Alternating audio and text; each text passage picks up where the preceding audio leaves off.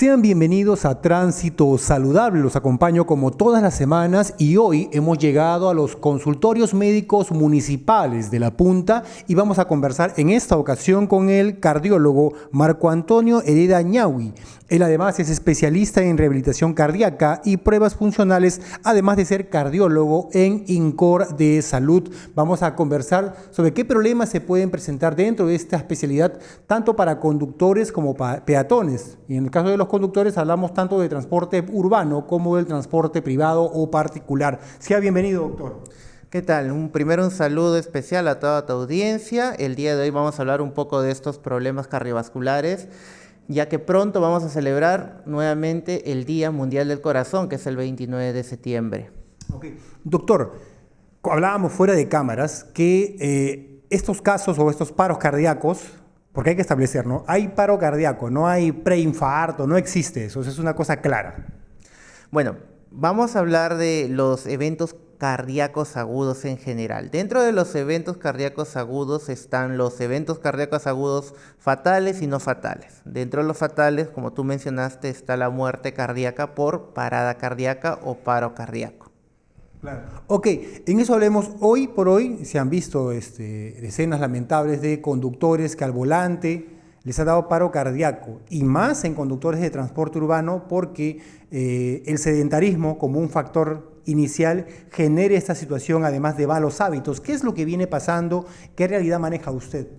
Bueno, normalmente es cierto lo que tú mencionas. La mayoría de pacientes con problemas cardiovasculares está dentro del grupo laboral de lo que son transportistas, conductores, de carga pesada, de transporte público, y básicamente en ellos, ¿por qué? Porque en primer lugar tienen factores de riesgo como la obesidad, el sobrepeso. En segundo lugar, muchos de ellos fuman, e incluso la misma contaminación ambiental va produciendo el deterioro de sus arterias coronarias y predisponiéndolos justamente a tener un evento cardiovascular agudo. Y en otro lado también tenemos que ellos no caminan, todo el día están sentados, y lamentablemente eso va aumentando más el riesgo para tener esos problemas cardiovasculares. El llevar ese ritmo de vida, como usted nos ha ilustrado, ¿qué es lo que va generando tanto en el organismo como en el corazón que conlleva esta terrible situación?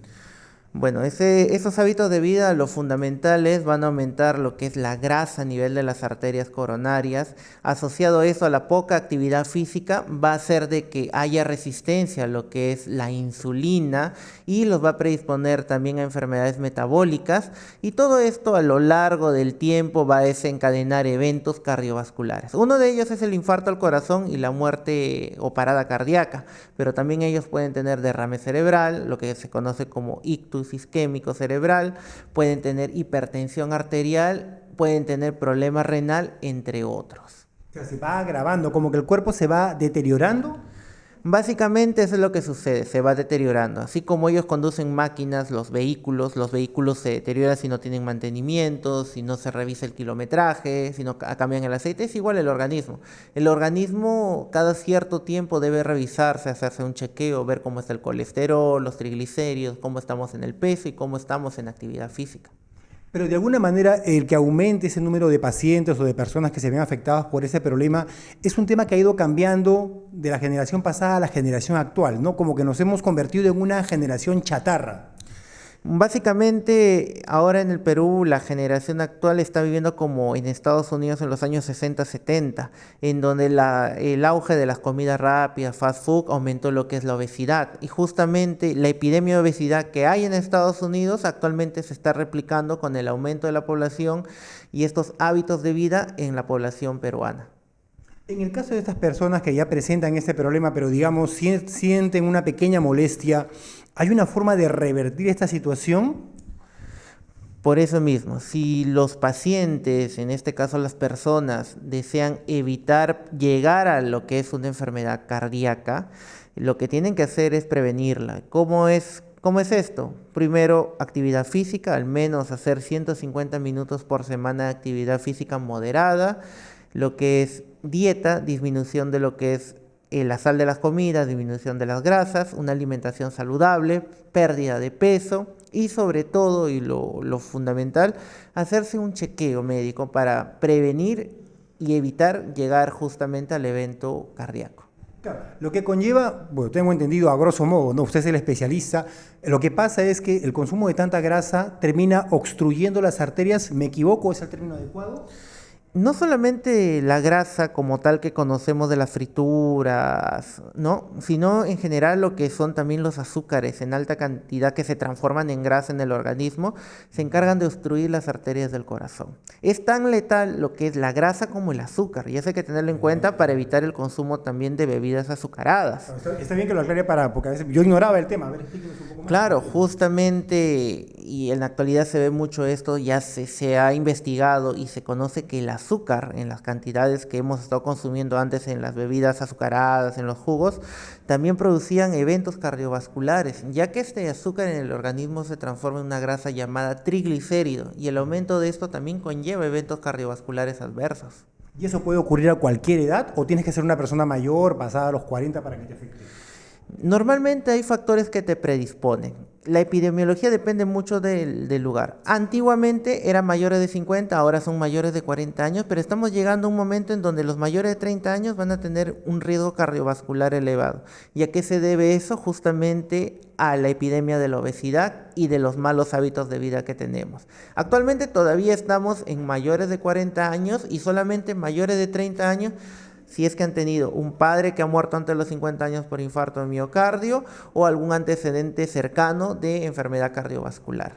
Pero está latente que esto se puede incrementar a los 30 años, o sea, ya hay un llamado de alerta. Claro, hay un llamado de alerta, sí. Hemos tenido nosotros pacientes menores de 30 años con infarto al miocardio. El más joven que recuerdo es una mujer de 27 años con infarto al miocardio que fue atendida aquí en el Hospital Carrión. Así como ella, hay muchos pacientes que con antecedentes familiares, ya que ella tenía a su padre que falleció a los 40 por infarto, con antecedentes familiares que esta enfermedad se va a ir presentando a menor edad. Es por eso que las personas que tengan familiares, padres, madres o hermanos que hayan tenido enfermedad cardiovascular menores de 50 años, tienen que hacerse una evaluación lo más precoz posible. Claro. Nosotros hemos escuchado a lo largo del programa, de los diversos programas que tenemos, que a veces dan justificaciones los conductores, ¿no? Y si yo tengo que trabajar y ellos no tienen horarios, porque no es como una persona que trabaja en una oficina 8 horas, ¿no? Empiezan 6 de la mañana o 5 de la mañana hasta las 10 de la noche. No tengo tiempo, dice, trabajan hasta 6 días a la semana y un día se dedican solo a dormir porque están cansados. La justificación no es válida tampoco, pero ese ritmo de vida tampoco es muy bueno. Es que lamentablemente la sociedad moderna y todos los problemas políticos y sociales nos han llevado a este tipo de hábitos de vida donde todos en general tenemos que trabajar y dedicamos muy poco tiempo a nuestra actividad física, a la familia y a la comunidad. Entonces, por una parte justifican ellos, pero por otra parte, lamentablemente, esto sumado a la inacción de lo que es los hospitales, las políticas de salud, todo esto va sumando y al final se va llevando a una persona que tiene un problema cardiovascular que no lo puede resolver, que no lo puede prevenir y tampoco lo puede tratar, lamentablemente.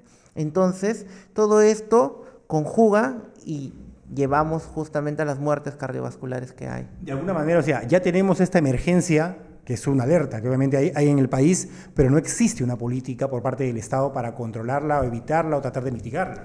A diferencia de nuestro país vecino Chile, donde hay una ley del tratamiento de infarto de miocardio, lamentablemente acá en nuestro país no hay esa ley. Sin irnos tan lejos, los hospitales del Ministerio de Salud o los hospitales del Estado, lamentablemente no cuentan con los medicamentos o los equipos para tratar un infarto agudo. Y lo único que se hace es tener al paciente en una camilla, observarlo y ver que no se complique y fallezca. Pero tratar el infarto para prevenir complicaciones, invalidez, no se hace. Ahora, yéndonos al ESALUC, el ESALUC sí cuenta con esto. Es mejor a veces tener el seguro de salud a pesar de las falencias y deficiencias que tiene, pero esto en el salud sí tratan los infartos, abren las arterias, evitan que el infarto progrese. Entonces, y yéndonos un poco más lejos, si la condición es así acá a nivel de la capital de Lima y de Callao, que son ciudades grandes, imaginarnos en las ciudades de provincias donde no llega el Estado, no llegan políticas de salud, no hay especialistas, el tema se agrava.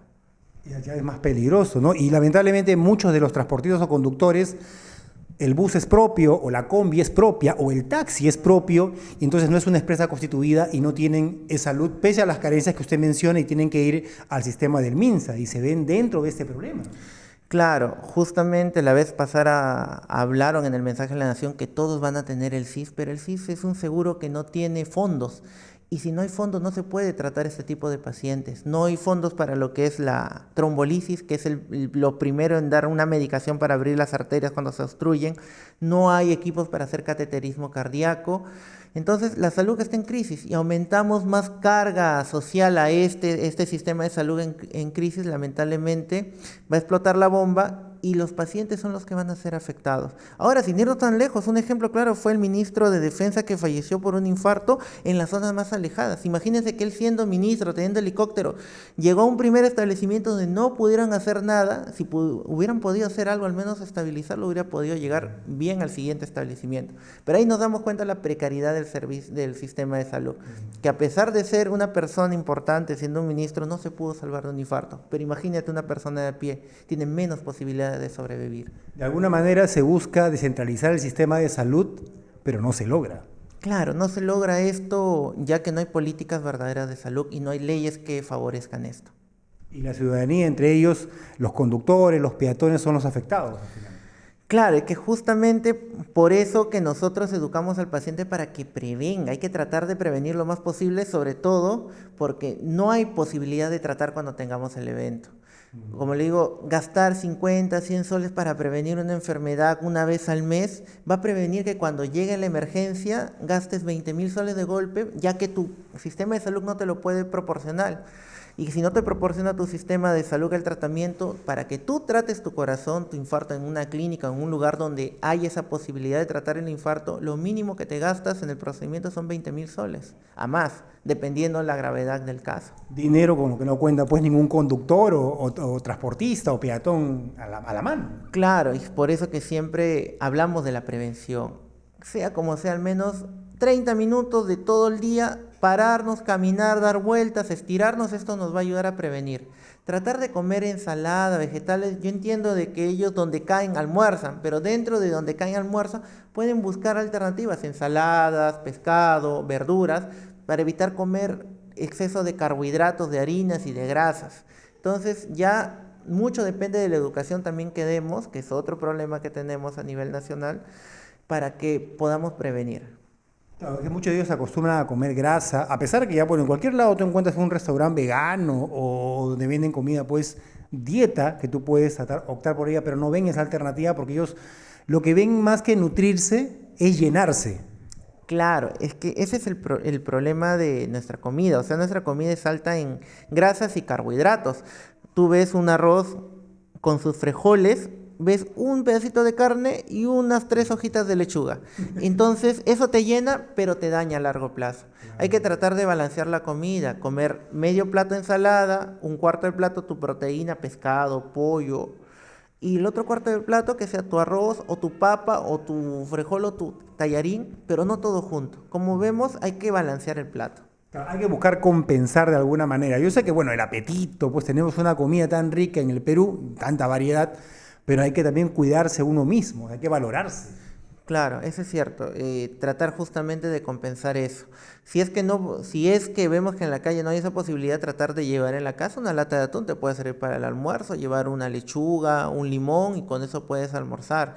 Sino que el tema es la llenura y a veces la llenura uno lo siente solamente comiendo papa, arroz, camote, todo eso. Y lamentablemente eso es lo que nos va a llevar a los problemas metabólicos. Hasta puedes comer fruta. La fruta también es una buena alternativa. Claro, es una buena opción comer fruta picada o masticarla, pero nunca en jugo, porque en jugo ahí sí concentras todo el azúcar. Y peor, los que licúan la fruta, lo cuelan y lo toman. Ahí se va todo lo que son en la coladera, se va todo lo que son las fibras y lo único que estás tomando es un concentrado de azúcares.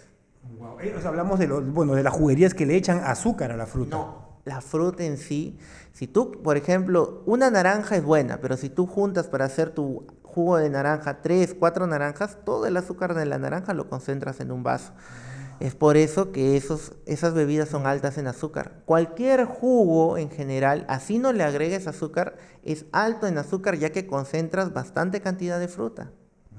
Y eso es con todo tipo de fruta, o sea. Con las frutas en general que usamos, ¿no? Si estamos usando plátano, el plátano tiene alto en azúcar. Lo que son las naranjas, lo que es el mango. Si tomamos jugo de esas frutas, son altos en azúcares, lo que se transforma en grasa y lo que a largo plazo nos va a dañar. Una cosa que no se dice mucho, porque normalmente dices, tú comes un plátano, cómete un plátano porque tiene potasio, es bueno. Come una naranja porque tiene vitamina C, es bueno. Pero el tema del azúcar no se ha profundizado. Claro, o sea, come tu plátano sí, pero no te tomes un jugo de plátanos. Come tu naranja sí, pero no tomes un vaso de jugo de naranja, porque ahí estamos aumentando la cantidad de azúcares en la ingesta. Y el tema es que puede ser propenso tanto a diabetes como a problemas cardíacos. En general, claro. Qué crítico, no sabíamos. Bueno, hay que tomar eso en cuenta porque cualquiera, yo pensaba, ¿no? Cómete un plátano porque tenía potasio, vitamina C, la papaya es buena para el hígado. Claro, pero come tu fruta, pícala, mastícala, pero no la tomes en jugo. No hagas jugo. Bueno, ahí las juguerías tienen que estar atentas en eso, pues es contraproducente para los pacientes. La prevención señalábamos que es importantísima, pero no tenemos eso como cultura todavía, ¿no? O sea, y eso va cobrando vida. Yo me imagino que ustedes con la experiencia que tienen, habrá visto que pacientes, pues, como dicen, no se puede hacer nada ya. Ya llegan cuando ya, pues, el cuerpo se ha degenerado de alguna manera. Claro, es que no hay una cultura de prevención a nivel nacional. Normalmente el paciente llega a la consulta ya cuando está con la enfermedad en sí. Cuando ya está con la enfermedad hay poco que hacer. Hay varios tipos de prevención. La prevención primaria, que es que se practica antes de que haya cualquier enfermedad para prevenir hipertensión, diabetes. La prevención secundaria es cuando tienes ya hipertensión, diabetes, colesterol alto, pero evitas un daño mayor como un infarto al corazón, un derrame cerebral. Y finalmente la prevención terciaria, que es cuando ya has tenido el infarto y tienes todo lo demás y tratas de recuperar ya lo que queda, ¿no? Finalmente. Entonces tenemos que actuar en la prevención primaria, evitar llegar a las enfermedades que originan los problemas cardiovasculares. ¿Cómo hacemos eso? Yendo a nuestro centro de salud, recibiendo las charlas educativas, yendo al nutricionista, o sea, todo está en el primer nivel de atención, en los centros o en las postas médicas donde podemos prevenir. Ya uno va al hospital cuando ya lamentablemente está con la enfermedad encima y ahí ya no se puede prevenir. Claro, y en ese tema también es un problema que complica la realidad de las familias, porque, o sea, cuando está en el nivel terciario, como ustedes nos comentaban, ya la persona está con la enfermedad y pese a que, digamos, bueno, el médico puede hacer todo lo posible y lo salve y pueda remediar de alguna manera el problema, ya esa persona no queda con una vida normal y termina siendo una carga para la familia. Claro, ahí vemos de los grados de invalidez y justamente depende en qué momento se ha tratado, en este caso, el infarto al corazón. Si el infarto es un infarto extenso, va a quedar con cierto grado de invalidez, no va a poder caminar fácilmente, le va a faltar el aire, no va a poder subir las escaleras como antes, o sea, ya genera cierto grado de invalidez, ¿no? Que se puede recuperar hasta cierto punto con rehabilitación cardíaca, pero ya hay un daño estructural. Ese infarto al corazón a la larga va a hacer que el corazón siga degenerándose y la esperanza de vida que tenía la persona de 80, 90 años se reduzca pues a 60, 70 años, dependiendo también si se cuida para llegar a esa edad. Porque una vez que da un primer infarto, eres más propenso a tener un segundo y tercer infarto. Es una cadena que se va jalando. Claro, es como para que entiendan los conductores, cuando hay un primer infarto es como cuando tienen su vehículo y le hacen la primera bajada de motor. Claro. Ya el motor no queda igual y el motor solo se puede bajar 3 veces, pero a cada bajada se va debilitando. Claro, efectivamente, justo tú lo has dicho de esa forma. Con cada infarto, con cada bajada de motor, lamentablemente te va quedando menos vida útil de ese motor y de tu vehículo, ¿no? En ese caso, tu cuerpo. Claro, ellos tienen que preocuparse y apostar por su salud. Ya algunas empresas ya están tratando de formalizarse porque ya se constituyen como empresa y están poniendo en planilla y tienen más beneficios de salud, así como, bueno, las alternativas que hay en Lima con respecto como Metropolitano u otros servicios, ¿no? Esta fue una buena alternativa porque pasarían a salud. Es una buena alternativa, sí, pero las empresas de transporte tienen que tener una cultura de salud ocupacional y de prevención en sus trabajadores, educarlos y darles el tiempo para que puedan hacer caminatas, estirarse, educarlos para que tengan hábitos de vida saludable y eso va a ayudar a prevenir muchos de estos problemas. Y doctor, también hay casos en los cuales a veces pueden llevar una vida saludable, pero ocurre que hay un infarto. Es que esos casos son contados. Justamente siempre a mis pacientes les pongo el ejemplo de Iker Casillas, que ahora último tuvo un infarto, ¿no? Y se retiró del fútbol luego del infarto que ha tenido. O sea, hay personas que tienen predisposición genética a ser envejecimiento prematuro de las arterias e infarto, a pesar que hagan ejercicio, coman bien, pero son contadas. Eso no le va a quitar o no va a estigmatizar de que la persona tiene que cuidarse y hacer actividad física. ¿Ya? Esa pequeña cantidad de personas como Iker Casillas, que es el ejemplo clásico, es porque él tiene predisposición genética a esto, a pesar de que sea deportista, tenga una dieta estricta, ¿no? Pero el otro gran grueso de personas no tienen la predisposición genética, sino adquieren la enfermedad por los malos hábitos de vida. Claro, o sea, de por medio. Y también existe, bueno, yo he escuchado por algunas personas y amistades, algunas personas dicen, yo he nacido con soplo al corazón, ya de por sí estoy débil de mi corazón. ¿Y esto es real? No es real. Las personas que nacen con algún problema cardiovascular que se detecta en la infancia, lo revisan, se le hace su ecocardiograma y se tiene que ver por qué es. Los soplos en general pueden ser funcionales, que quiere decir que no tienen nada que ver con enfermedad cardíaca, simplemente es por turbulencia de sangre, o pueden ser orgánicos, que cuando tienen que ver con enfermedad cardíaca. Lo que nos preocupa son los que son orgánicos por enfermedad cardíaca. Los que son funcionales o por turbulencia del pasado de sangre, eso no nos preocupan, no tienen por qué preocuparse tampoco. Eso no va a generar ninguna situación agravante en la persona. No va a generar nada, de todas maneras siempre antes de, cuando les digan, si les dicen tiene un soplo cardíaco, tiene que verse con el cardiólogo para que le diga, su soplo cardíaco es por tal cosa o simplemente es un soplo funcional. Okay. Usted mencionaba hace un momento, ¿no?, que gastar 50, 100 soles, o sea, ¿es recomendable, lo óptimo, lo ideal, ir al cardiólogo todos los meses o cierto tiempo? Vamos a ver, o sea, las personas que no tienen ninguna enfermedad aparente, o sea, entre comillas son sanos, a partir de los 40 años, si es que no han tenido antecedentes familiares, deben ir a una consulta cardiológica para prevenir y educarse. Ahí el cardiólogo les tomará su electrocardiograma y en algunas ocasiones le hará una prueba de esfuerzo para ver que no tenga riesgo de un problema cardíaco, ¿no? Los pacientes que ya están enfermos del corazón, ¿qué quiere decir? Que han tenido hipertensión, que tienen diabetes, pero todavía no han llegado a infarto, pueden verse con su cardiólogo una vez cada 6 meses o una vez al año para prevenir de todas maneras. Y las personas que ya han tenido infarto, seriadamente cada 3 meses tienen que verse con el cardiólogo para ir viendo cómo va evolucionando este tema. O sea, depende mucho del tipo de persona, desde una persona sana a una persona que ya ha tenido un daño al corazón. No, pero lo importante es la prevención, como usted planteaba, porque no hay que buscarle pues que estar grave o la edad, y estamos a los 40 para adelante y a los 30 parece va a llegar. Me dijo que hay una paciente de 27 años, es jovencita. ¿Y qué tipo de vida llevaba esta jovencita que a los 27 tenga un problema de ese tipo? Bueno, la paciente tenía antecedentes de obesidad, colesterol elevado, estrés, sedentarismo, entonces son factores que, sumado a la historia familiar que tenía de su padre, conllevaron a una arteriosclerosis más rápida, entonces eso la llevó al infarto. Sumado, como ha señalado usted, pues a los malos hábitos de alimentación, también está el estrés, que es la enfermedad del milenio, ¿no? Y los conductores más porque viven en una rutina, en la misma ruta, se pelean con otros conductores, eso también es agravante. El tráfico de Lima y de Callao lamentablemente a todos en general nos estresa. Te da una carga de ansiedad por llegar justamente a tu destino, que eso acelera, aumenta la presión arterial, la frecuencia cardíaca y acelera la formación de placas de grasa. Entonces, algo que lamentablemente a veces no podemos evitar porque el tráfico está y va a estar siempre, pero hay que tratar de tomarlo de la mejor manera. Mientras hay tráfico, estirarnos, mover el cuello, mover los brazos, porque si no hacemos eso, vamos a estar pensando en que no se mueven los carros y eso va a aumentar más nuestra tensión y frecuencia cardíaca. Claro, yo una vez pude ver en la calle, circulando por el Callao, que había tráfico, la congestión, y un taxista se bajó de su auto y comenzó a estirarse. Los demás lo veían como si fuera pues un marciano, un extraterrestre, pero lo que está haciendo está bien. Claro, es lo correcto. Si hay tráfico, lo mejor que puedes hacer es bajarte del vehículo y estirar. Aunque hay que tener cuidado también donde te bajas, porque realmente con la situación que estamos ahorita a nivel nacional de la inseguridad, también es peligroso en algunas zonas y sobre todo acá en el Callao.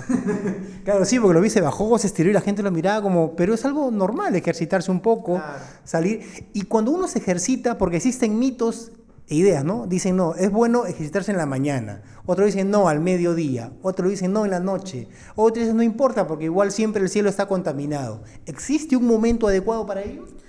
Bueno, lo que en general nosotros recomendamos es que hagan ejercicio a la hora que puedan. Si puede ser en la mañana, en la tarde, en la noche, buena hora. Ahora, si vamos a horas específicas, lo ideal es hacerlo a media tarde hacia la noche. ¿Por qué? Básicamente porque el ciclo circadiano en las mañanas normalmente hace de que la presión y la frecuencia cardíaca sean más altas en la mañana y con el ejercicio aumenten un poco más. Pero si no hay otro momento, se hace un ejercicio de moderada intensidad en la mañana, no intenso. Y si es en la tarde es mejor porque está cerca de la hora de dormir y el ejercicio en la tarde hacia la noche te ayuda a prepararnos para el sueño y descansar. Que sería lo mejor, hacerlo a partir de las 5 de la tarde, 7, 8 de la noche, ¿no? Doctor, también he escuchado ideas planteadas donde cuando uno duerme, ¿no? Y obviamente lo ideal, dormir 8 horas para que el cuerpo descanse bien. Si te despiertas, bien sea por tu alarma o por una llamada, ¿es malo levantarse de inmediato? ¿Eso es real? ¿O uno debe esperar unos segundos y recién levantarse? ¿Cómo se maneja eso?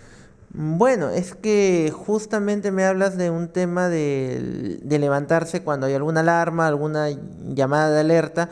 Lo normal es despertarse, sentarse para poder que el cuerpo se adapte de lo que estaba descansando en sueño a estar despierto. A veces los cambios bruscos de posición de estar echado parado pueden ocasionar mareo o sensación de desvanecimiento. O sea, lo ideal es siempre esperar un par de segundos para pararse o levantarse. Pero no puede generar un problema cardíaco en ese momento. Problema cardíaco en ese momento no. Si el paciente no está predispuesto, no genera. Solo si hay predisposición, porque yo escucho eso. No se levanten porque te puede dar un paro, te puede un derrame. Solamente si hay predisposición, nada más. No, eso dependiendo de la edad, evidentemente, y del grado, nivel, como usted dijo, primario, segundo, tercero. Claro. Claro, hay que tener eso mucho en cuenta los conductores para poder evitar alguna desgracia de este tipo. Y doctor, como pasajeros a veces, ¿no? O como personas que estamos cerca, cuando ocurre con un conductor que le dé un paro cardíaco a un pasajero, ¿hay algo que podamos hacer los demás o tenemos solo que esperar la ayuda de médicos, paramédicos? Normalmente, y eso también política de educación, todos deberíamos saber hacer RCP básico. El RCP básico es ver el paciente si respira o no respira, tenderlo al suelo, pedir ayuda, siempre pedir ayuda e iniciar lo que son las maniobras de reanimación, que son las compresiones. No respiración boca a boca, suficiente con las compresiones en el pecho, ¿no? Al menos 6 centímetros y de 100 a 120 por minuto de compresiones hasta que llegue la ayuda, porque eso va a prevenir justamente que haya daño cerebral cuando llegue la ayuda, ¿no? Claro, fundamental. Hay un tiempo establecido, ¿no? Claro, después de los 5 minutos ya comienza a haber daño cerebral. ¿Y cómo es el RCP? El RCP es poner que la mano izquierda, la mano derecha una sobre otra. Coloca la mano izquierda encima de la mano derecha con el taco de lo que es la mano sobre lo que es entre las mamilas al centro en lo que es el esternón y se comprime con el brazo recto hacia abajo. ¿Cuántas compresiones son al momento allí? Tienes que hacer, como te digo, de 100 a 120 por minuto, con un ciclo de 2 minutos para cambiar de reanimador, cada 2 minutos, ¿no? Para que no se canse. Normalmente en personas que no tienen entrenamiento con un ciclo se cansan, porque mantener de 100 a 120 es agotador, claro, pero al menos es lo que podemos hacer hasta que llegue la ayuda. Normalmente, y justamente eso también me hace recordar un poco al tema de un conductor de un periodista deportivo que falleció. Justamente, ¿por qué falleció? Falleció porque no lo reanimaron en su momento, esperaron mucho tiempo. Justamente hay que tratar de reanimar a las personas lo más antes posible y para eso todos deberíamos al menos tener una idea general cómo hacer RCP básico. El RCP básico no es como lo vemos en la televisión o en algunos dibujos que hacen la respiración boca a boca, no. Solamente las compresiones son suficientes para mantener la circulación hasta que llegue la ayuda. ¿Y por qué se plantea eso de la respiración boca a boca? Se ve en películas, series. Eso ya lo puede hacer las personas entrenadas. Normalmente la respiración boca a boca actualmente con las indicaciones actuales de reanimación ha quedado en un segundo plano. Primero lo que va a garantizar que el paciente salga son las compresiones bien hechas.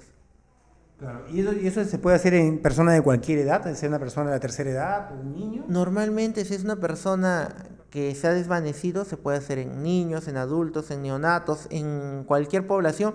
Ojo, pero sabiendo hacerlo, ¿no? Porque es diferente hacer a un niño pequeño de hacer a un adulto y un adulto mayor y un neonato, ¿no?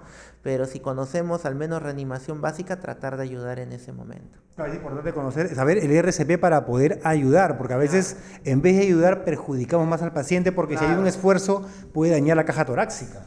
Claro, por eso justamente es hasta al menos de 6 centímetros, más de 5 menos de 6 que recupere todo el tórax y a 120 por minuto. Y otra cosa fundamental siempre es saber dónde están los cardiodesfibriladores. esto más para lugares donde hay bastante gente, centros comerciales, estadios, tiene que haber un cardiodesfibrilador para ayudar a esto y prevenir la muerte por estos problemas.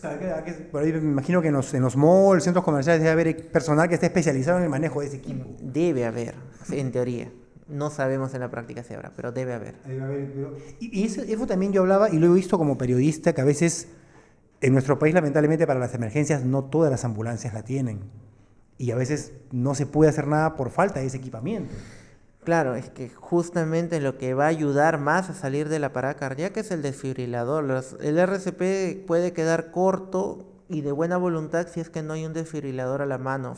Finalmente lo que te va a ayudar es el desfibrilador. Y como tú dices, son pocas las ambulancias que tienen un cardiodesfibrilador.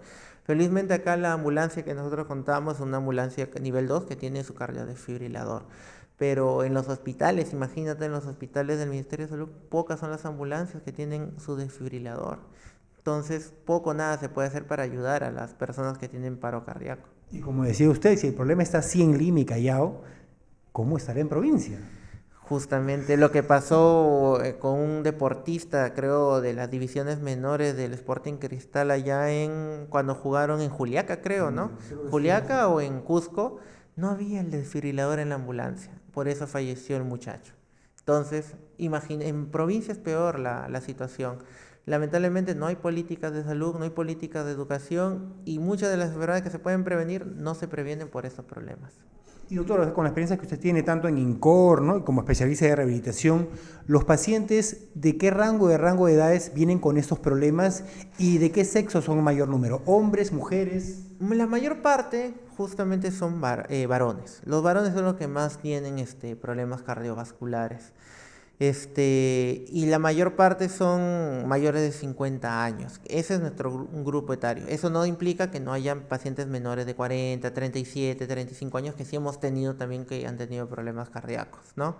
Pero la mayor parte son a partir de los 50 años y sobre todo del sexo masculino, que es más frecuente. También se ha escuchado, doctor, la idea de que de por sí, nuestros médicos, ustedes lo dicen, la automedicación es mala. Y en uno de los puntos neurálgicos se señala porque también afecta en gran parte al corazón. ¿Esto es real? Claro, muchas de las personas toman ibuprofeno después de los 40 años sin saber de que el ibuprofeno tiene una alerta del FDA en Estados Unidos que aumentan los problemas cardiovasculares. Entonces, automedicarse no es bueno. Ibuprofeno está en muchas pastillas para el dolor que uno compra en la farmacia libremente. Entonces no es bueno. Los antigripales después de los 40 años también, está la letrita pequeña ahí en la televisión que aparece rapidito que nadie le presta atención. Cuidado con hipertensos, mayores de 40, un montón de cosas. Y cuando lo toman vienen con taquicardia, palpitaciones y pueden desencadenar arritmias e infartos. Entonces hay que tener mucho cuidado con automedicarse. Sí, porque he visto gente que va a la farmacia, hasta conductores se bajan, detienen el micro, se suben el micro y paran la combi, va a la farmacia, una pastilla y se la toma. Claro. ¿Qué preparación tiene él para poder dictaminar que puede tomar esa pastilla? Bueno, ¿qué preparación también tiene el químico farmacéutico para darle, o el técnico en farmacia para darle una pastilla antigripal? Eso lo tiene que recetar el médico. Y justamente eso puede complicar su salud. Lo peor que podemos hacer es, por tratar de ahorrarnos unos centavos en una consulta médica, es morir, pues prácticamente, con un medicamento que no deberían tomar. De alguna manera, porque usted me dice el ibuprofeno es malo. Si hablamos de antigripales, también hablamos que pueden tomar clorfenamina o no pueden tomar. No hablemos de medicamentos en sí propiamente dicho, hablemos de lo que son los antigripales como tales, o sea, medicamentos compuestos. No solamente tienen clorfenamina, tienen felinefrina, paracetamol. La fenilefrina y otros componentes similares a hacen de que el corazón palpite más rápido y aumenta la presión arterial y predispone a problemas cardíacos. No tanto la clorfenamina, sino este componente que les mencionaba. Claro. Entonces, que está dentro de los antigripales que tienen más de 2 a 3 componentes. Claro, y si bombea con tanta fuerza y tienes grasas en las arterias, ¿qué va pasando allí? Va a disminuir el flujo de sangre al corazón y va a desencadenar un infarto o una arritmia fatal. Porque no pasa la sangre. Claro, porque está obstruida las arterias. Es como que las mangueras del vehículo estén obstruidas y no pasa el aceite o no pasa el combustible. O sea, tú te das cuenta, ¿por qué? Porque tú como conductor estás totalmente sentado y en reposo, entonces tu corazón como que ya se acostumbró a estar ese ritmo. Si tú, que no haces ejercicio, actividad física, obligas al corazón con la antigripal a bombear más rápido y a subir la presión arterial, ahí vas a sentir de que el corazón realmente no está bien y puedes encadenar el infarto. De alguna manera. Doctor, también se han visto casos de personas que sienten dolor al pecho y no es ningún problema cardíaco, a veces no es determinado, son problemas emocionales. ¿Qué es lo que pasa? ¿Qué no juega la mente en ese momento? Bueno, hay que ver muchos factores. En el pecho no solamente hay corazón, pues hay pulmones, hay huesos, hay piel. Dependiendo de la edad, dependiendo del sexo, hay otras enfermedades que uno puede tener. Si son mujeres, está la mama, puede ser quistes, problemas de la propia mama, dolor de las articulaciones. Para eso uno tiene que evaluarse con el médico, ¿No? ¿no? También que suba la presión. La presión también puede ser, pero por eso necesito una evaluación médica para determinar por qué es el dolor de pecho. Pero ojo, si tú tienes un dolor de pecho súbitamente, estés manejando la combi, estés en el micro, tienes que irte a atender lo más antes posible porque puede ser un infarto. Claro, esa es una situación agravante que ocurre en las personas y como señalaba usted, son mayores de 50 los que vienen más a este consultorio médicos municipales de La Punta porque presentan estos problemas y lamentablemente esperamos esa edad, ¿no? Los 50, como dicen popularmente, esperamos la vejez para recién hacer los controles respectivos y después terminando siendo una carga para la familia, como señalábamos en preguntas anteriores, una cosa que no debemos esperar, ¿no? Como señalábamos, así como el vehículo requiere su mantenimiento mensual, el cuerpo humano también lo requiere, pero la ignorancia o la dejadez hace que vayamos a esa situación.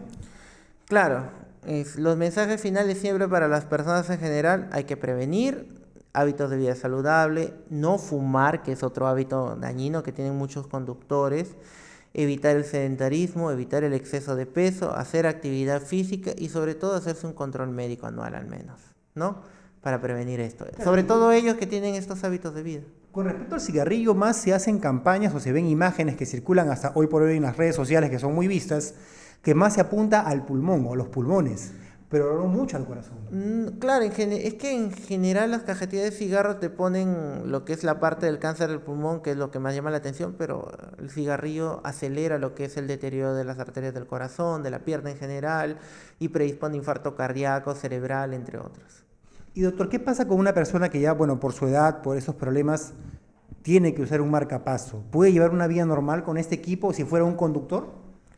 Hay que algunos cuidados, sobre todo cuando es conductor, sobre todo porque cuando recién se coloca el marcapaso hay que evitar movimientos bruscos del brazo donde está el marcapaso, que puede ser un lado derecho o lado izquierdo, dependiendo cómo se lo han colocado. Pero eso se le comenta en el momento de la consulta. Tienen que pasar al menos 6 meses que se fije bien el marcapaso para poder levantar al menos el brazo. Entonces muchos de los conductores al hacer este movimiento con el timón pueden jalar el cable. Entonces, inicialmente se le va a recomendar que eviten conducir al menos de 3 a 6 meses, ¿no? Sobre todo si son conductores de vehículos pesados o conductores justamente de combi, coaster o transporte en general. Claro, sí, o sea, ya te cambia la vida, a pesar de que te pongan ese aditivo para que pueda mejorar, pero ya tu vida está cambiada, ¿no? Porque es un tema delicado. Porque el corazón en sí, el cuerpo humano, como hablábamos, es el motor del cuerpo.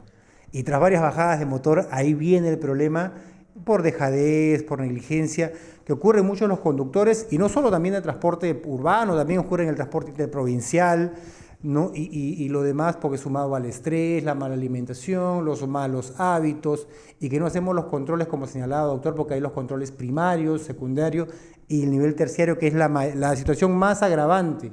Los conductores deben tomar conciencia con respecto a lo que deben ocurrir para su bienestar y su salud, ¿no, doctor? Recomendaciones finales para poder manejar ese tema y que entiendan que se están matando a sí mismos, porque hay que llamar las cosas como son. O sea, la gente misma se está matando a sí mismo con estos malos hábitos y esta mala vida de alguna manera. Bueno, las recomendaciones finales, darse un tiempo siempre para ejercitarse o caminar o estirarse, al menos 30 minutos durante el día. En segundo lugar, una dieta saludable, una alimentación balanceada que contenga vegetales, que contengan proteínas y en menos cantidad de harinas. En tercer lugar, evitar cualquier tipo de hábito nocivo como el cigarrillo, el tabaco, ¿no? En general, evitar lo que es el exceso de peso, evitar el sedentarismo y sobre todo, si eres mayor de 40 años, trata de ir a tu médico para que te haga un chequeo general. Bueno, las recomendaciones del doctor Marco Antonio Heredia Ñahui, quien además de ser cardiólogo aquí en los consultorios médicos municipales de La Punta, él trabaja como especialista en rehabilitación cardíaca y pruebas funcionales, además de ser cardiólogo en INCOR Salud. Debemos tomar en cuenta las recomendaciones que ha dado para el bienestar de nosotros mismos y también recordemos, como él señaló a lo largo de la entrevista, que estos problemas no solo pueden afectar a las personas mayores de 40, están llegando al grupo de los 30 y tuvo una joven que a los 27 años, por problemas de obesidad u otros, también se ha visto afectada y puesto en riesgo su vida. Es momento de tomar en cuenta las recomendaciones del doctor Heredia para evitar de estar dentro de ese grupo que gravita con los riesgos cardíacos que se pueden dar y que evidentemente pues, acortan nuestras vidas y que no solo, como señalábamos, generan un problema para nosotros, sino también para nuestras familias. Imagínate si tú eres un conductor de combi, de bus, te enfermas, ¿quién va a ver por ti? Tu esposa, tus hijos. Entonces, si tú estás con la preocupación de que tú tienes que velar por ellos, ahora ellos van a tener que velar por ti. Y no solo velar por ti, sino te conviertes en una carga para tu familia. Hay que tomar en cuenta ello y evitar hacer ejercicio, ¿no?